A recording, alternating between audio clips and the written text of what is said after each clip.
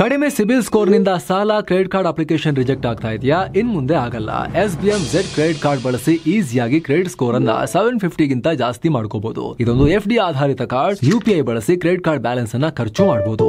FD ಗೆ RBI ಗ್ಯಾರಂಟಿಯೊಂದಿಗೆ 7% interest ಕೂಡ ಸಿಗುತ್ತೆ. 30 ದಿನದಲ್ಲೇ ಕ್ರೆಡಿಟ್ ಸ್ಕೋರ್ ನಲ್ಲಿ ಇಂಪ್ರೂವ್ಮೆಂಟ್ ಕೂಡ ನೋಡಬಹುದು. ಡಿಸ್ಕ್ರಿಪ್ಷನ್ ಹಾಗೂ ಪಿನ್ ಕಾಮೆಂಟ್ ನಲ್ಲಿರೋ ಲಿಂಕ್ ಮೂಲಕ Z ಆಪ್ ಡೌನ್ಲೋಡ್ ಮಾಡಿ.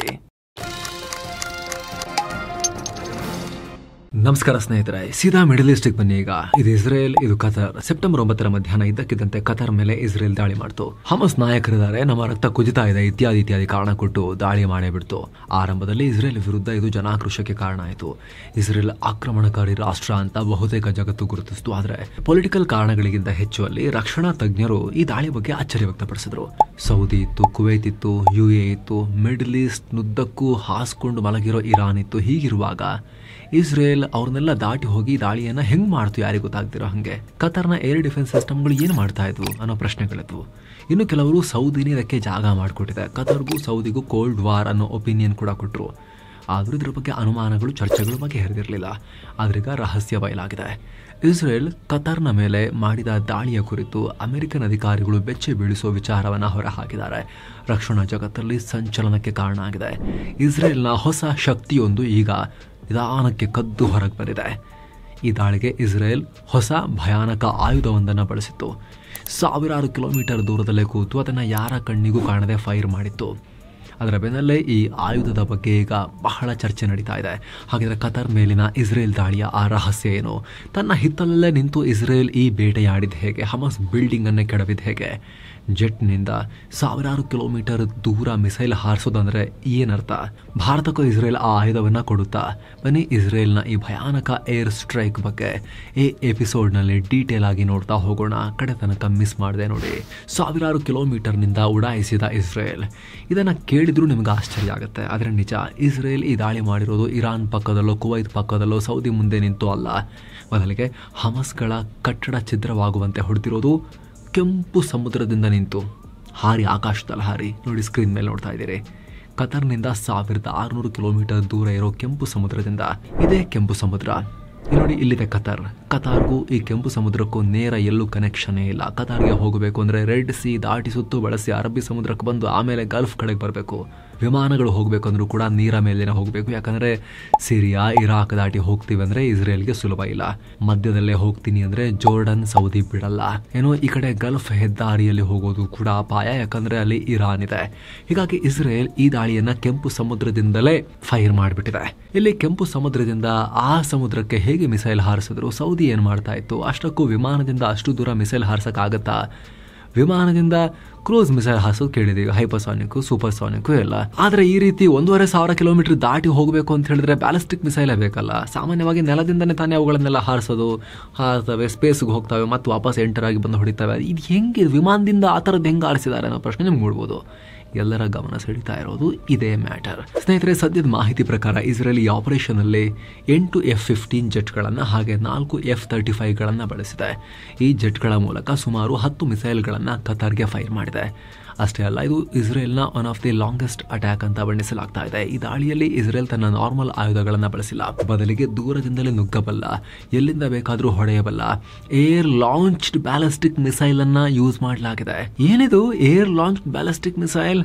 ಸಿಂಪಲ್ ಆಗಿ ಹೇಳೋದಾದ್ರೆ, ವಿಮಾನದ ಮೂಲಕ ಹಾರಿಸುವ ಬ್ಯಾಲಿಸ್ಟಿಕ್ ಮಿಸೈಲ್. ಕ್ರೂಸ್ ಮಿಸೈಲ್ ನಿಮಗೆ ಗೊತ್ತು, ಕ್ರೂಸ್ ಮಾಡ್ತಾ ಹೀಗೆ ನೆಲಕ್ಕೆ ಹತ್ತಿರದಲ್ಲಿ ಹಿಂಗೆ ಫೈರ್ ಆಗ್ತಾ ಹೋಗುತ್ತೆ ಅಲ್ವಾ? ಆದರೆ ಅವುಗಳ ರೇಂಜ್ ಮತ್ತು ಸ್ಪೀಡ್ ತುಂಬ ಕಷ್ಟ. ವಾತಾವರಣದಲ್ಲಿ ಚಲಿಸೋದ್ರಿಂದ ಜಾಸ್ತಿ ಇರೋದಿಲ್ಲ. ಆದರೆ ಬ್ಯಾಲಿಸ್ಟಿಕ್ ಮಿಸೈಲ್ ಹಾಗಲ್ಲ. ನಾವೀಗ ಉದಾಹರಣೆಗೆ ಭಾರತದಿಂದ ಫೈರ್ ಮಾಡಿ ಒಂದು 5,000 ಕಿಲೋಮೀಟರ್ ದೂರ ಹೊಡಿಬೇಕು ಅಂದರೆ ಇಲ್ಲಿಂದ ಭಾರತದಲ್ಲೇ ಮೇಲಕ್ಕೆ ಸ್ಪೇಸ್ಗೆ ಹೋಗಿ ಆಮೇಲೆ ಸ್ಪೇಸ್ನಲ್ಲಿ ಟ್ರಾವೆಲ್ ಮಾಡಿ ಆಮೇಲೆ ಯಾವ ರಾಷ್ಟ್ರಕ್ಕೆ ಹೊಡಿಬೇಕು ಅಲ್ಲಿ ವಾಪಸ್ ಅಟ್ಮಾಸ್ಫಿಯರಿಗೆ ಬಂದು ಕೆಳಗೆ ಬಂದು ಹೊಡೆಯುತ್ತೆ. ವಿಪರೀತ ವೇಗದಲ್ಲಿ ಬಂದು ನುಗ್ತವೆ, ಅಷ್ಟು ರಾಕ್ಷಸ ವೇಗದಲ್ಲಿ ಮೇಲಿಂದ ಬಂದು ಬೀಳೋದ್ರಿಂದ. ಆದರೆ ಇಲ್ಲಿ ಇಸ್ರೇಲ್ ವಿಮಾನದ ಮೂಲಕ ಆ ಬ್ಯಾಲಿಸ್ಟಿಕ್ ಮಿಸೈಲ್ ಅನ್ನ ಫೈರ್ ಮಾಡಿದೆ. ಈ ಟೆಕ್ನಾಲಜಿ ಇರೋದು, ವಿಮಾನದಿಂದ ಬ್ಯಾಲಿಸ್ಟಿಕ್ ಮಿಸೈಲ್ ಹಾರಿಸೋ ಟೆಕ್ನಾಲಜಿ ಇರೋದು ಕೆಲವು ರಾಷ್ಟ್ರಗಳ ಬಳಿ. ಇದುವರೆಗೂ ರಷ್ಯಾ, ಚೀನಾಗಳು ಮಾತ್ರ ಘೋಷಿತವಾಗಿ ಇಂಥ ವೆಪನ್ ಹೊಂದಿದ್ವು. ಭಾರತ, ಫ್ರಾನ್ಸ್ ಯಾರ ಹತ್ರನೂ ಇದಿಲ್ಲ. ಆದರೆ ಇಸ್ರೇಲ್ ಇದನ್ನು ಅನೇಕ ವರ್ಷಗಳಿಂದ ಬಳಸ್ತಾ ಇದೆ. ಈಗ ಇದೇ ಆಯುಧವನ್ನು ಇಸ್ರೇಲ್ ಕತಾರ್ ವಿರುದ್ಧ ಬಳಸಿದೆ. ಸ್ಪ್ಯಾರೋ ಹೆಸರಿನ ಮಿಸೈಲ್ಗಳನ್ನು ಇದರಲ್ಲಿ ಯೂಸ್ ಮಾಡಲಾಗಿದ್ದು ಸುಮಾರು 1,500 ರಿಂದ 2,000 ಕಿಲೋಮೀಟರ್ ರೇಂಜ್ ಹೊಂದಿದೆ. ಇಸ್ರೇಲ್ನಲ್ಲೇ ಕೂತು ಇಸ್ರೇಲ್ನ ವಿಮಾನಗಳಿಂದಲೇ ಇದನ್ನು ಹಾರಿಸಬಹುದು. ಇಲ್ಲಿ ಮಾಮೂಲಿ ಮಿಸೈಲನ್ನೇ ಹಾಕಬಹುದಾಗಿತ್ತಲ್ಲ ಅಂತ ಕೆಲವರು ಕೇಳ್ಬೋದು. ಆದರೆ ಗ್ರೌಂಡಿಂದ ಹಾರಿಸಿದ್ರೆ ಅದನ್ನು ಅಕ್ಕಪಕ್ಕದ ಮತ್ತು ಶತ್ರು ರೆಡಾರ್ಗಳು ಪತ್ತೆ ಹಚ್ಚುತ್ತವೆ. ಹೀಗಾಗಿನೇ ಇಸ್ರೇಲ್ ಈ ವೆಪನ್ ಚೂಸ್ ಮಾಡಿದೆ. ಇವುಗಳನ್ನು ಪತ್ತೆ ಹಚ್ಚೋದು ಕಷ್ಟ, ಪತ್ತೆ ಹಚ್ಚಿದ ಮೇಲೂ ಕೂಡ ತಡೆಯೋದು ತುಂಬ ಕಷ್ಟ ಯಾವುದೇ ಏರ್ ಡಿಫೆನ್ಸ್ಗೆ. ಇದು ಸುಮಾರು 1900 kg ತೂಕವನ್ನು ಹೊಂದಿದ್ದು ಹೆಚ್ಚಿನ ಮ್ಯಾನುವರಬಿಲಿಟಿಯನ್ನು ಹೊಂದಿದೆ. ದಾರಿ ಮಧ್ಯೆನೇ ದಿಕ್ಕು ಪಥವನ್ನೆಲ್ಲ ಬದಲಾಯಿಸುತ್ತೆ. ಹಾಗೆ ಆಕಾಶದಲ್ಲಿ ಫೈರ್ ಮಾಡೋದ್ರಿಂದ ಇವುಗಳನ್ನು ದಿಢೀರಂತ ಪತ್ತೆ ಹಚ್ಚೋದು ಕಷ್ಟ. ತೀವ್ರತೆ ಕೂಡ ಜಾಸ್ತಿ ಇರುತ್ತೆ. ಜೊತೆಗೆ ಈ ಭಾಗದಲ್ಲಿ ಯಾರ ಕಡೆ ಹೋಗುತ್ತೆ ಅನ್ನೋದೇ ಗುರುತಿಸೋಕ್ಕಾಗೋದಿಲ್ಲ.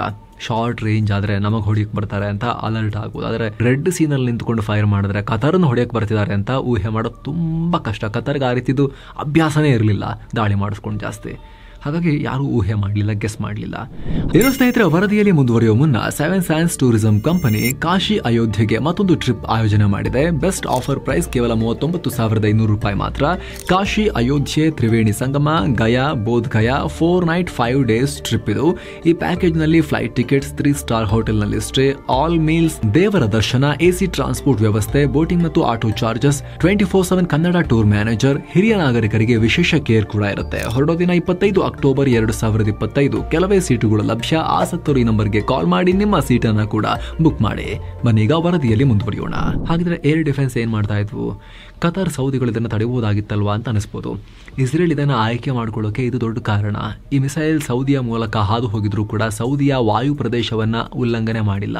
ಯಾಕಂದ್ರೆ ಮಿಸೈಲ್ ಸ್ಪೇಸ್ಗೆ ಹೋಗಿದೆ. ಅಲ್ಲಿ ಯಾವುದೇ ರೀತಿ ವಾಯುಮಂಡಲನೇ ಇರೋದಿಲ್ಲ. ವಾಯುಮಂಡಲ ದಾಟಿ ಮೇಲ್ಗಡೆ ಸ್ಪೇಸ್, ಎಂಟಿ ಸ್ಪೇಸ್, ನಿರ್ವಾತ ಪ್ರದೇಶ, ಅಲ್ಲಿ ಹೋಗಿ ಟ್ರಾವೆಲ್ ಮಾಡಿ ಆಮೇಲೆ ವಾಪಸ್ ಎಂಟರ್ ಆಗಿ ಅದು ಕತಾರಿಗೆ ಹೊಡೆದಿರೋದು. ಹಾಗಾಗಿ ನಿಮ್ಮ ಏರ್ ಸ್ಪೇಸಿಗೆ ಬಂದಿಲ್ಲ ಸ್ಪೇಸಲ್ಲಿ ಹೋಗಿರೋದು, ನಾವು ಅಲ್ಲಿ ಏರೇ ಇರೋದಿಲ್ಲ ಅನ್ನೋ ರೀತಿಯಲ್ಲಿ ಹೇಳಿ ಸೌದಿ ಸಾರ್ವಭೌಮತ್ವಕ್ಕೆ ಧಕ್ಕೆ ಮಾಡಿಲ್ಲ ನಾವು ಅಂತ ಹೇಳ್ಕೊಳ್ಬೋದು. ಅವರು ಕೂಡ ಜಾಸ್ತಿ ಕಂಪ್ಲೇಂಟ್ ಮಾಡೋಕ್ಕಾಗಲ್ಲ. ಒಂದು ವೇಳೆ ಅವರು ಇದನ್ನು ಇಂಟರ್ಸೆಪ್ಟ್ ಮಾಡೋ ಪ್ರಯತ್ನ ಮಾಡಿದ್ರೆ ಅದು ಸೌದಿ ಮತ್ತು ಇಸ್ರೇಲ್ ನಡುವಿನ ಕದನ ಆಗಿಬಿಡ್ತಾ ಇತ್ತು. ಮೇಲಾಗಿ ಸೌದಿಗೂ ಇದನ್ನು ಇಂಟರ್ಸೆಪ್ಟ್ ಮಾಡೋ ಸಾಮರ್ಥ್ಯ ಇಲ್ಲ. ಮಿಸೈಲ್ ಎಕ್ಸ್ಪರ್ಟ್ಸ್ ಮತ್ತು ಹಿರಿಯ ರಿಸರ್ಚರ್ಗಳು ಹೇಳೋ ಪ್ರಕಾರ ಇದು ದಾಳಿ ಮಾಡೋ ಕೆಲವೇ ಸೆಕೆಂಡ್ಗಳ ಮಾತ್ರ ಇದರ ಬಗ್ಗೆ ಗೊತ್ತಿರುತ್ತೆ. ಬಾಹ್ಯಾಕಾಶದಿಂದ ನುಗ್ಗೋದ್ರಿಂದ ವಾರ್ ಟೈಮ್ನಲ್ಲಿ ಅಲರ್ಟ್ ಆಗಿದ್ರೆ ಮಾತ್ರ ಇದನ್ನು ಕಂಡುಹಿಡಿಯೋಕೆ ಸಾಧ್ಯ. ಇಲ್ಲ ಅಂದರೆ ರೆಡಾರ್ಗಳು ಗುರುತಿಸಿ ಕಮಾಂಡ್ ಕೊಟ್ಟು ಹೊಡೆದು ಹಾಕುವಷ್ಟರಲ್ಲಿ ಅವುಗಳು ಬಂದು ಶತ್ರುವನ್ನು ಧ್ವಂಸ ಮಾಡಿ ಆಗಿರುತ್ತೆ. ರಿಯಾಕ್ಷನ್ ಟೈಮ್ ತುಂಬ ಕಮ್ಮಿ ಇರುತ್ತೆ. ಹೀಗಾಗಿನೇ ಕತಾರ್ನ ಏರ್ ಡಿಫೆನ್ಸ್ ಸಿಸ್ಟಮ್ಗಳು ಕಂಡು ಬಿಡೋ ಮೊದಲೇ ಇಲ್ಲಿ ಈ ದಾಳಿ ಆಗಿ ಹೋಗಿದೆ. ಹೀಗಾಗಿನೇ ಇಂಥ ಮಿಸೈಲನ್ನು ಇಸ್ರೇಲ್ ಈ ದಾಳಿಗೆ ಚೂಸ್ ಮಾಡಿದೆ. ಗಲ್ಫ್ ದೇಶಗಳ ವಾಯು ಪ್ರದೇಶಕ್ಕೆ ಜೆಟ್ಟನ್ನು ನುಗ್ಗಿಸ್ದೆ ದೂರದಲ್ಲಿ ನಿಂತು ಮಿಸೈಲ್ ಫೈರ್ ಮಾಡಿ ತೈಲವನ್ನು ಜಾಸ್ತಿ ಖರ್ಚು ಮಾಡದೆ ವಾಪಸ್ ಬಂದು ಇಸ್ರೇಲ್ ನಲ್ಲಿ ಜೆಟ್ಗಳು ಲ್ಯಾಂಡ್ ಆಗಿವೆ, ಮಿಸೈಲ್ಗಳು ಹೋಗಿ ಕೆಲಸ ಮಾಡಿವೆ. ಭಾರತದ ಕಥೆ ಏನು? ಈ ಮಿಸೈಲ್ ಇತ್ತೀಚಿನ ಯುದ್ಧಗಳಲ್ಲಿ ಗೇಮ್ ಚೇಂಜರ್. ಲಾಂಗ್ ರೇಂಜ್ ಮತ್ತು ಪ್ರಿಸಿಷನ್ ಸ್ಟ್ರೈಕ್ ಮಾಡೋಕೆ ಇದನ್ನು ಇಸ್ರೇಲ್ ಯೂಸ್ ಮಾಡ್ತಿದೆ. ಸಾಮಾನ್ಯವಾಗಿ ಬ್ಯಾಲಿಸ್ಟಿಕ್ ಮಿಸೈಲ್ಗಳನ್ನು ಪ್ರಿಸಿಷನ್ ಸ್ಟ್ರೈಕ್ಗೆ ಬಳಸಲ್ಲ. ಅದೇನಿದ್ರು ಕೂಡ ಅಣ್ವಸ್ತ್ರ ಹಾಕೋಕೆ, ಸಮೂಹ ನಾಶದ ಅಸ್ತ್ರಗಳನ್ನು ಹಾಕೋಕೆ. ಯಾಕಂದರೆ ಪ್ರಿಸಿಷನ್ ಮ್ಯಾಟ್ರ್ ಆಗಲ್ಲ. ಅಲ್ಲಿ ಕರಾರುವಕ್ಕಾಗಿ ಪಿನ್ ಪಾಯಿಂಟ್ ಹೊಡಿಬೇಕು ಅಂತಿಲ್ಲ. ಯಾಕಂದರೆ ಒಂದು ನಗರವನ್ನು ತೆಗಿಬೇಕು ಅಂದರೆ ಅದು ನಗರದ 5 ಕಿಲೋಮೀಟರ್ ಆಚೆ ಬಿದ್ದರೂ ಅಷ್ಟೇ, ಈಚೆ ಬಿದ್ದರೂ ಅಷ್ಟೇ, ಇಡೀ ನಗರ ಹೋಗುತ್ತೆ ಅಣ್ವಸ್ತ್ರ ಎಲ್ಲ ಹಾಕಿದಾಗ. ಸೊ ಪಿನ್ ಪಾಯಿಂಟ್ ಆ್ಯಕ್ಯುರಸಿ ಬೇಕಾಗಲ್ಲ ಬ್ಯಾಲಿಸ್ಟಿಕ್ ಮಿಸೈಲ್ಗಳಲ್ಲಿ. ಆದರೂ 5-10 ಮೀಟರ್ ಒಳಗಡೆ ಇಟ್ಕೊಳ್ಳೋಕೆ ಟ್ರೈ ಮಾಡ್ತಾರೆ. ಬಟ್ 10 ಮೀಟರ್ ಆ ಕಡೆ ಹೋದರೂ ಕೂಡ ಒಂದು ಕಟ್ಟಡ ಮಿಸ್ ಆಗ್ಬೋದಲ್ವಾ, ಪ್ರಿಸಿಷನ್ ಸ್ಟ್ರೈಕ್ ಆಗೋದಿಲ್ವಲ್ಲ. ಹಾಗಾಗಿ ಬ್ಯಾಲಿಸ್ಟಿಕ್ ಮಿಸೈಲ್ಗಳನ್ನು ಯೂಸ್ ಮಾಡಲ್ಲ ಸಾಮಾನ್ಯವಾಗಿ ಪ್ರಿಸಿಷನ್ ಸ್ಟ್ರೈಕ್ಸ್ಗೆ. ಆದರೆ ಇಸ್ರೇಲ್ ಬ್ಯಾಲಿಸ್ಟಿಕ್ ಮಿಸೈಲ್ ಟೆಕ್ನಾಲಜಿಯಲ್ಲೂ ಯಾವ ಲೆವೆಲ್ಗೆ ಆ್ಯಕ್ಯುರಸಿಯನ್ನು ಅಚೀವ್ ಮಾಡಿದೆ ಅಂತ ಹೇಳಿದ್ರೆ 1,500 ಕಿಲೋಮೀಟರ್ಗೂ ಅಧಿಕ ದೂರದಲ್ಲಿ ಫೈರ್ ಮಾಡಿ ಪಿನ್ ಪಾಯಿಂಟ್ ಅಕ್ಯುರಸಿಯೊಂದಿಗೆ ಪರ್ಟಿಕ್ಯುಲರ್ ಕಟ್ಟಡವನ್ನೇ ಧ್ವಂಸ ಮಾಡಿದೆ. ಇಂಥ ಮಿಸೈಲ್ ಸದ್ಯಕ್ಕೆ ನಮ್ಮ ಹತ್ರ ಇಲ್ಲ. ಮಿಸೈಲ್ ಟೆಕ್ನಾಲಜಿಯಲ್ಲಿ ನಾವು ತುಂಬ ಬೆಳವಣಿಗೆಯನ್ನು ಕಂಡರೂ ಕೂಡ ಇಂಥ ಮಿಸೈಲ್ ಇನ್ನೂ ಕೂಡ ನಮಗೆ ಮಾಡೋಕ್ಕಾಗಿಲ್ಲ. ಹೀಗಾಗಿ ನಮ್ಮ ವಾಯುಪಡೆ ಇಸ್ರೇಲ್ನಿಂದಲೇ ಲೋರಾ ಮಿಸೈಲ್ ಖರೀದಿ ಮಾಡೋಕೆ ಚಿಂತನೆ ನಡೆಸ್ತಾ ಇದೆ. ಲೋರಾ ಅಥವಾ ಲಾಂಗ್ ರೇಂಜ್ ಆರ್ಟಿಲರಿ ಕೂಡ ಏರ್ ಲಾಂಚ್ಡ್ ಬ್ಯಾಲಿಸ್ಟಿಕ್ ಮಿಸೈಲ್ ಆಗಿದ್ದು ಇದು 400-430 ಕಿಲೋಮೀಟರ್ ದೂರ ತನಕ ಟ್ರಾವೆಲ್ ಮಾಡುತ್ತೆ. ಮ್ಯಾಕ್ 5 ಅಂದರೆ ಗಂಟೆಗೆ 6,000 ಕಿಲೋಮೀಟರ್ ವೇಗದಲ್ಲಿ ನುಗ್ಗುತ್ತೆ. ಇದು ಸೆಕೆಂಡ್ಗೆ 1.7 ಕಿಲೋಮೀಟರ್ ಸ್ಪೀಡ್ನಲ್ಲಿ ಇದು ಚಲಿಸುತ್ತೆ. ಇದರ ಸರ್ಕ್ಯುಲರ್ ಎರರ್ ಪ್ರಾಬಬಲ್ CEP ಅಥವಾ ಆಕ್ಯುರಸಿ ಜಸ್ಟ್ 10 ಮೀಟರ್ ಇದೆ. ಅಂದರೆ ಟಾರ್ಗೆಟ್ನ ಅಷ್ಟರ ಒಳಗೆ ದಾಳಿ ಮಾಡುತ್ತೆ. ಇದಕ್ಕೆ 570 kg ತೂಕದ ಸ್ಫೋಟಕ ಹಾಕೋ ಸಾಮರ್ಥ್ಯ ಇದೆ. ಈ ಮಿಸೈಲ್ನ ಒಟ್ಟು ತೂಕ 1,600 kg ಇದೆ. 5.2 ಮೀಟರ್ ಉದ್ದ ಇದೆ. ಇದರಲ್ಲಿ GPS ಇನರ್ಷಿಯಲ್ ನ್ಯಾವಿಗೇಷನ್ ಸಿಸ್ಟಮ್ ಹಾಗೂ ಇನ್ನಿತರ ಹೊಸ ಮಾಡರ್ನ್ ಟೆಕ್ನಾಲಜೀಸ್ ಇವೆ. ಈಗ ಆಲ್ರೆಡಿ ಭಾರತ್ ಎಲೆಕ್ಟ್ರಾನಿಕ್ಸ್ ಮತ್ತು ಇಸ್ರೇಲ್ ಏರೋಸ್ಪೇಸ್ ಇಂಡಸ್ಟ್ರೀಸ್ MOUಗೆ 2023ರಲ್ಲಿ ಸೈನ್ ಹಾಕಿವೆ. ಇದರ ವಿಶೇಷತೆ ಏನು ಅಂದರೆ ಒಂದು ಸಲ ಫೈರ್ ಮಾಡಿದ್ರು ಮಧ್ಯದಲ್ಲಿ ಇದರ ಮಾರ್ಗವನ್ನು ಚೇಂಜ್ ಮಾಡ್ಬೋದು. ಇದು ಶತ್ರುಗಳ ಕಣ್ ತಪ್ಪಿಸೋಕೆ ಸಹಾಯ ಮಾಡುತ್ತೆ ಅಥವಾ ಶತ್ರುವಿನ ಪ್ರತಿದಾಳಿಯನ್ನು ಫೇಸ್ ಮಾಡೋಕೆ ಹೆಲ್ಪ್ ಮಾಡುತ್ತೆ. ಈಗ ಆಲ್ರೆಡಿ ಅರ್ಮೇನಿಯಾ ಅಜರ್ಬೈಜಾನ್ ಯುದ್ಧದಲ್ಲಿ ಇಸ್ರೇಲ್ ಅಜರ್ಬೈಜಾನ್ಗೆ ಈ ಲೋರಾ ಮಿಸೈಲ್ ಕೊಟ್ಟಿತ್ತು. ಡೀಪ್ ಸ್ಟ್ರೈಕ್ ಕೇಪಬಿಲಿಟಿಗೆ ಇದು ತುಂಬ ಹೆಸರುವಾಸಿ. ಫ್ಲೆಕ್ಸಿಬಲ್ ಕೂಡ ಇದೆ. ಭಾರತದ ಬಳಿ ಬ್ರಹ್ಮೋಸ್ನಂಥ ಕ್ರೂಸ್ ಮಿಸೈಲ್, ಪ್ರಳಯ್ನಂಥ ಶಾರ್ಟ್ ರೇಂಜ್ ಬ್ಯಾಲಿಸ್ಟಿಕ್ ಮಿಸೈಲ್, ಸ್ಕಾಲ್ಪ್ನಂಥ ಏರ್ ಲಾಂಚ್ಡ್ ಮಿಸೈಲ್, ರ್ಯಾಂಪೇಜ್ನಂಥ ಏರ್ ಟು ಗ್ರೌಂಡ್ ಮಿಸೈಲ್ಗಳಿವೆ. ಇದನ್ನು ಸಕ್ಸಸ್ಫುಲಿ ಬಳಸಲಾಗಿದೆ ಕೂಡ. ಸೊ ಅವುಗಳ ಸಾಲಿಗೆ ಲೋರಾ ಮಿಸೈಲ್ಗಳು ಕೂಡ ಸೇರಿಕೊಂಡ್ರೆ ಭಾರತದ ಶಕ್ತಿಯನ್ನು ಖಂಡಿತ ಹೆಚ್ಚು ಮಾಡ್ತವೆ.